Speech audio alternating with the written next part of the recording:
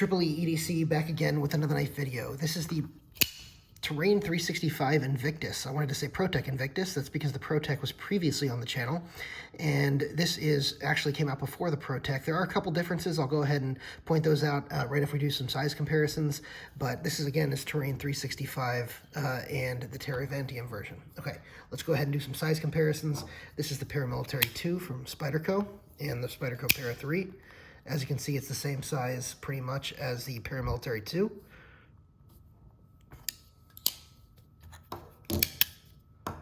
Here is the Demko AD-20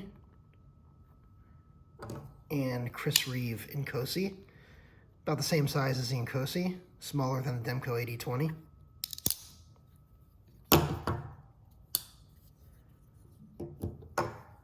Here is the Endura XM18 Medford Slim Midi, taking out some knives that are in the same price range, although not necessarily these versions.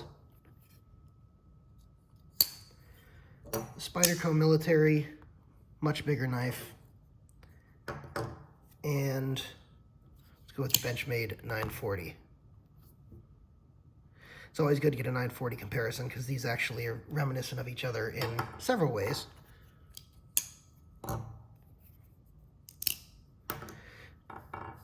And you know what? One for last good measure, a Hogue Ritter, about the same size.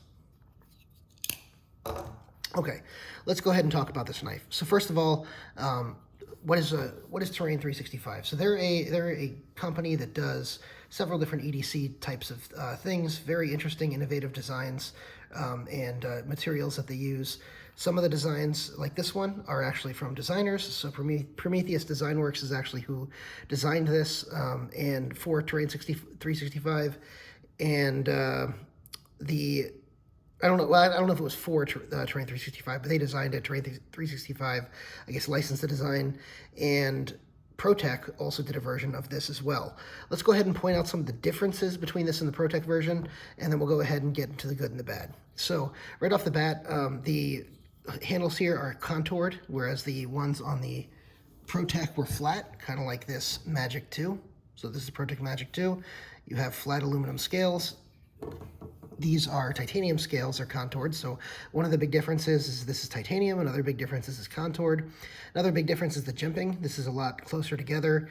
It feels less grippy, but much nicer finished overall.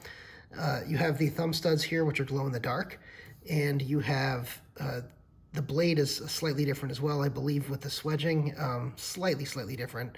Of course, the blade steel is different because you have 154 cm on the ProTech version, and here you have Terravantium, which is a trademarked version of dendritic cobalt.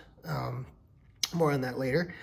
And again, this is a manual frame lock as opposed to the button lock. I'm sorry, the automatic button lock from ProTech.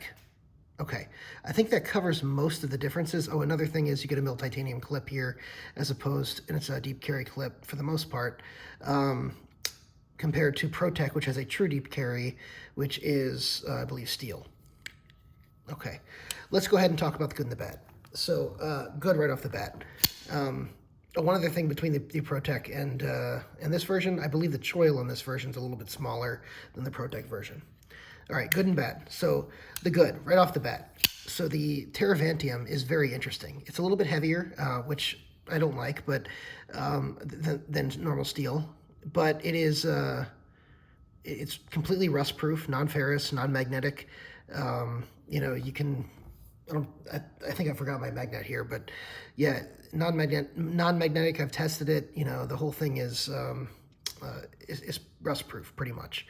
So that's a great thing, and especially here in Houston where we get a lot of humidity. You know, I usually do okay with my knives. Obviously, I have Cru-Wear on this, and I've got M4 and all sorts of other things on other knives. Those seem to do okay for the most part, but you know, knowing I can take this pretty much anywhere and not have to worry about it is a huge plus. So, you know, kudos on that. Another thing is that the ergonomics on this are really good. I like the ergonomics on this slightly better than the ergonomics on the ProTech version. It is much fuller in the hand than a Benchmade 940, but you know, has much of the same, style of flat handle that the 940 has, and you can definitely feel it's more hand-filling, so that's quite nice as well. And you also have that choil, which is great for, choking up on, feels great in the hand. As far as ergonomics go, I'd probably give it a 7 out of 10. Not perfect, but really good in the ergonomics department. I do think this is slightly better than the ergonomics due to the contouring than the ProTech version. Another good thing is the frame lock on here. The action is amazing. So this is just completely drop shut. As you can see, you really have to get your hand out of the way. It just comes down and drops shut. Very, very smooth. And part of that has to do with the weight of the blade, because like I said, the dendritic cobalt is a little bit heavier than steel, or at least it feels that way. I haven't gone out of my way to weigh the two.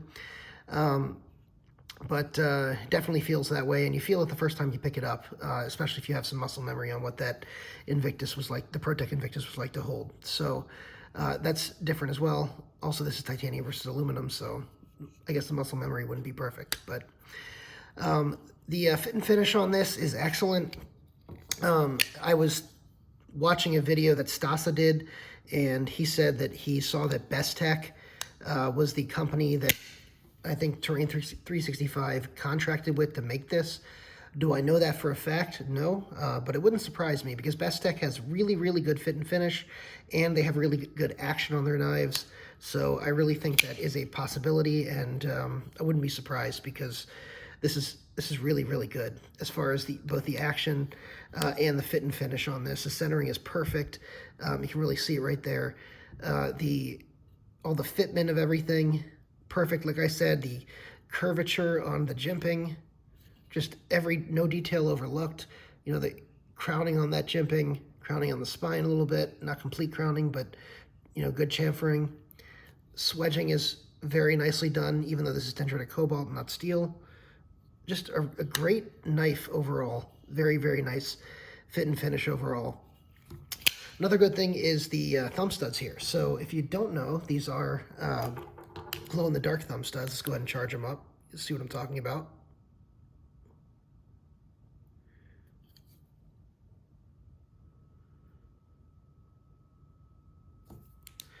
So yeah, these are pretty good glow in the dark. You can really, really see these in the dark. I'm not going to go ahead and shut off the light, but you can really see these in the dark. They keep a charge for a good long time, so I think that's really cool as well.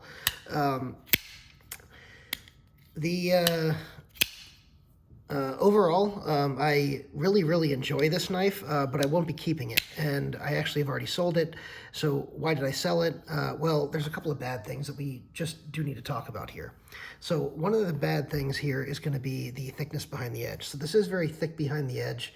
The ProTech version is as well, which, I didn't find to be a problem on the ProTech one, but it's more of a problem on this one. And I'll tell you why it's more of a problem on this one.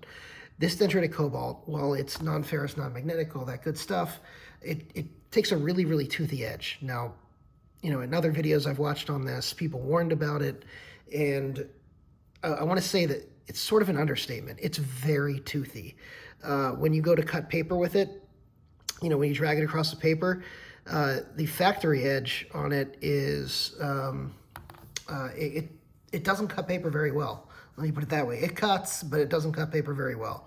And, could I put another edge on it? I could, but I did note, that, like I said, I was selling this thing, and I didn't want to ruin the factory edge because, potentially for a sale. Some people like these in the original condition, so I didn't want to do that. And also, I'd never sharpened dendritic cobalt before, didn't want to mess it up right before selling it. There's a good chance that, with something like this, who knows, it could chip. I didn't want to take the chance. So, but I would expect that whoever makes this originally would put a good edge on it, and I just don't think they put the best edge on it. And if this is how the edge is going to perform, given how thick the edge is, I just think those two combined are not going to make this a great EDC option. Another thing, which is what you just saw right here, is there is lock stick. It's It disappears most of the time, but it'll come back from time to time, usually when I have, knocked it out pretty hard. So when I thumb flick it out pretty hard, you can see it returns a little bit. Then when I, you know, do it lighter, it doesn't really come back at all. So it has great action, like you just saw, but that lock stick is an issue, and not an issue that I like, especially considering this isn't steel against titanium, it's titanium against dendritic cobalt. So I don't know that a steel, you know, insert here would have helped. Maybe it would, maybe it wouldn't, but it's a detail that at the price point, I think they shouldn't have ignored. Another thing is the price point on this is $400, so that's if you can find them. So $400 is a price point on these. I don't think is terrible. The, you know, ProTech version is $280, and considering the ProTech version is $280, this is upgrading from aluminum to titanium. It's upgrading from flat scales to contoured scales. You get, you know, a sort of new age steel, quote unquote steel on it. You know, there's a lot of features on this that I think make it worth the $400 price point. So as far as build quality, I think it's definitely worth $400. But again, you're going to have those issues with, are you going to use it? And if you are going to use it, is that edge going to really be something that you can use consistently for EDC tasks? And that really is sort of the problem. The other problem is these things just are not available. You know, you can expect to pay anywhere from, you know, $350 to $500 on the secondary market, because frankly, they're just not available. They're constantly sold out, and they're only available through Terrain 365, and then a couple of retailers have had them in the past. There are G10 versions of this that are probably a little bit cheaper, but the G10 versions are so close in price to the all-tie version. I wouldn't want a G10 version, and I wouldn't recommend one either. So, you know, that's sort of how I feel about the pricing on this and the availability as well. As far as the pocket clip goes, so I also really don't like the pocket clip on this. I like the pocket clip quality, I like the milling, I like everything about it, except the actual clip itself, because where it clips, so when you have a pocket clip that is a hump, so when it's a hump like this, it really will, when it's a hump, you know, followed by the clip, that will grab in and out of the pocket very easily. Very, very easily. It's probably easily demonstrated by Spyderco's spoon clip. Let me see if I have one of those available. Here, yeah. So this goes in and out of the pocket really, really easily because it is just, it's curved like this. There's no resistance coming in or coming out, as opposed to this one, where going in, there's absolutely no resistance. Very, very easy to put in your pocket. But when you want to take this out, if you have a lip on the pocket, like, you know, a thick pair of jeans or a thick pair of slacks or something, this thing is going to catch on it 100% of the time. And, you know, unless you have a good grip on it, it's going to pull it right out of your hand and get stuck to the pocket, sort of halfway out of the pocket. And then if you grip this too hard and pull it out, it won't come out because you're basically putting too much tension on the clip. So I don't like the clip design. I think it's really poorly done. As far as the design, the execution of the design I think is great, but the design itself I think is poor on the clip because it didn't contemplate coming in and out of the pocket very easily. It contemplated going in, but not coming out. So overall, can I recommend this knife? No, I can't. I like it. The action on this is so nice. It is so nice, but there's a lot of other knives that you can get on the market for the same price, $400, that you're just going to get more enjoyment out of. And frankly, I got more enjoyment out of the $280 aluminum version than I did out of this version, even though I like titanium more for a lot of other things, and I like manuals usually more than automatics. I got more enjoyment out of that version than this. Now, as far as knives I'd rather have than this at that price range, well, I'd rather have an XM18. Obviously, the titanium scale is a little extra, but, you know, a regular standard XM18 is around the same price. I'd rather have Spyderco Military. The tie version, like this, you can still get for $300. Rather have that. Rather have the Tuya Knife Envy, which is, you know, $200 and change, and is twice. This is twice the utility, I should say, but the build quality is the same, if not better, than this one as well. So the build quality on this one is awesome. I would rather have the 2-knife Envy. I'd rather have the Chris Reeve in Cosi, or really any of the Chris Reeve, you know, standard folders, the 31, the 21. I'd rather have, frankly, the Medford Slim Midi. Much better EDC option. You know, it's got a really nice thin slicey blade, hollow ground, and you know, the Thai version is $200 more, but the G10 version of this is about the same price as the Thai version of this. And guess what? The stock on this is, on the Demko, is so much thicker, but this cuts so much better than this one. So, you know, something to think about. Also, this shark lock is just a joy. It's a joy. Love this shark lock. So those are all options. And frankly, I also prefer the 940. And I think both of these versions of the 940, you know, the titanium version with the S90V blade, or, you know, right here, what I did here is I took Rockscale Designs scales, and then I took a 940-1 with S90V blade, and, you know, so I've made my own right here, and frankly, this one is better than this one. So this one that has the Rockscale Designs is nicer because these are contoured. Now, obviously, I have to change out these spacers because they don't match the hardware, but that's coming. Don't worry. But I do enjoy those more than I enjoy the Terrain 365 Invictus. Look, I don't enjoy giving negative reviews. I've given a couple recently, but I'm trying to be honest with you guys, and I'm trying to take a much more pragmatic approach with the channel recently. I hope you guys, you know, understand what I'm doing here, and if you like this content, go ahead and subscribe. Hit that subscribe button. It's very important. A lot of my viewers, I'd say 80+% of my viewers, don't actually subscribe to the channel. Go ahead and hit that subscribe button. I do a ton of giveaways, guys, a ton of giveaways on the channel. It's worth subscribing.